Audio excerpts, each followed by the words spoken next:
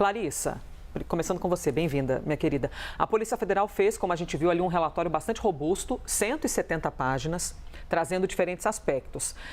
Você tem os contornos que embasam a investigação e você tem até detalhes que algumas pessoas olham e pensam assim, por qual motivo esse tipo de conversa está aqui dentro? O que isso aqui tem a ver? O que é que o soluço de Bolsonaro tem a ver com o processo todo? Então, tem olhares divergentes também sobre ter de estar ou não ali dentro.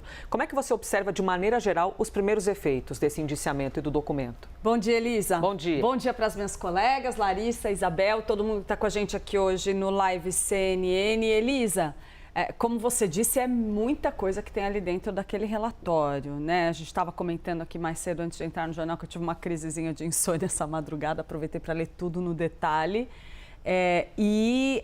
Realmente é um compilado de dados novos a respeito da atuação de Jair Bolsonaro, do seu filho Eduardo, surgindo aí essa figura com muito mais relevância, de Silas Malafaia, passando pelo jogo eleitoral de 2026, permeando, portanto, as discussões sobre o destino de outros nomes ligados ao bolsonarismo, como, por exemplo, Tarcísio de Freitas, que entra como uma maneira quase marginal aí nas discussões entre os integrantes aí desse novo núcleo que se forma pelos olhos da investigação da Polícia Federal, Elisa. Agora, eu chamaria de imediato a atenção para o tamanho do desgaste que essas novas informações trazem do ponto de vista político para o bolsonarismo.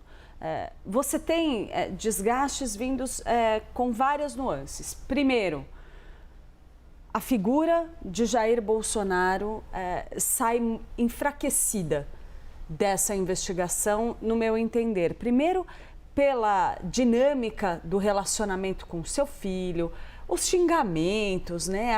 Aquele barraco familiar ali que a gente observa com um monte de palavrão. Claro, do ponto de vista da investigação, é relevante se o filho é grosseiro com o pai ou não, não é essa a questão.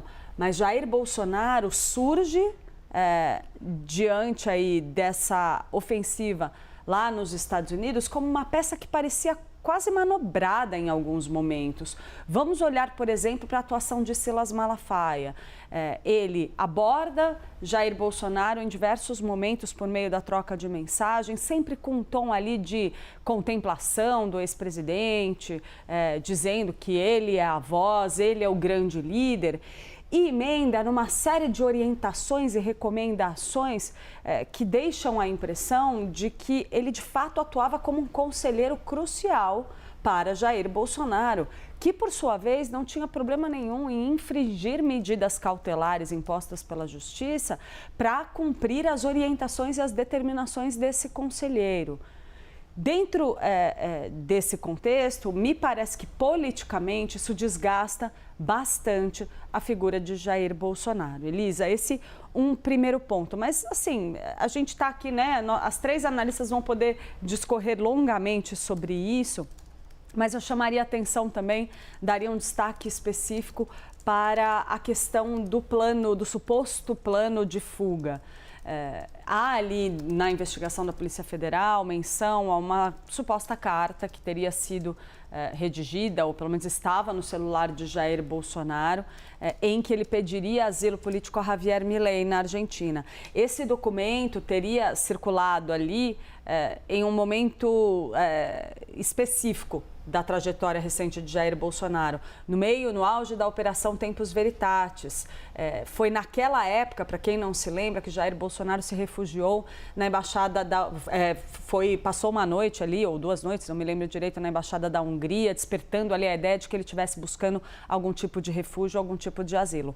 Quando a gente conversava naquele momento com aliados do ex-presidente Jair Bolsonaro, a gente ouvia recorrentemente a ideia de que ele estava, de fato, com muito medo de ser preso e vinha tendo comportamentos e avaliações ali internamente de que talvez ele precisasse buscar uma alternativa. E essa alternativa, ao que tudo indica, ali caminharia, de fato, para a fuga.